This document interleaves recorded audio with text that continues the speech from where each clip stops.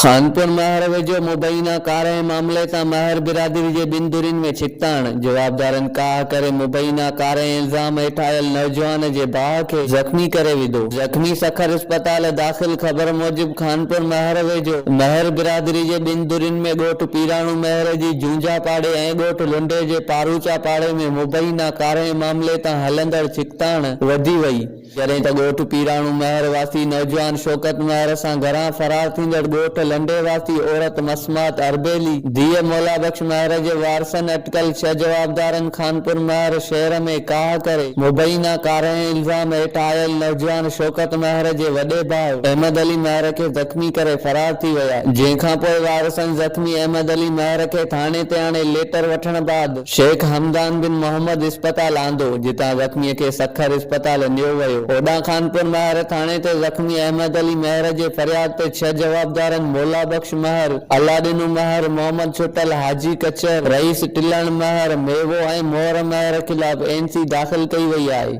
होॾां खानपुर महर थाणे ते मीडिया सां ॻाल्हाईंदे ज़ख़्मी अहमद अली महर जो चवणु हुयो त मुंहिंजे भाउ शौकत महर अटकल 2 साल अॻु दारुलमान वयल अरबेली महर सां 3 लख रुपया वारसनि खे ॾेई संदसि वालिदैन जी रज़ामंदीअ सां शादी कई हुई, जॾहिं त दबाव पवण बाद असीं उन औरत जो पंहिंजे भाउ खां निकाह टोड़ाए वारसनि खे वापसि कईसीं। जीअं औरत जी शादी बि वारसनि पंहिंजे सौट सां कराए छॾी, पर उन जे बावजूद औरत जे अॻूणो मुड़ुस 6 महीना गुज़रण बाद हाणे औरत जे वारसनि सां मिली मूंखे ऐं मुंहिंजे भाउ शौकत खे कार जे कूड़े इल्ज़ाम में क़तल करणु चाहिनि था। अॼु जवाबदारनि दीदा दिलेरी सां मूं मथां विच शहर में हमिलो करे ज़ख़्मी कयो आहे।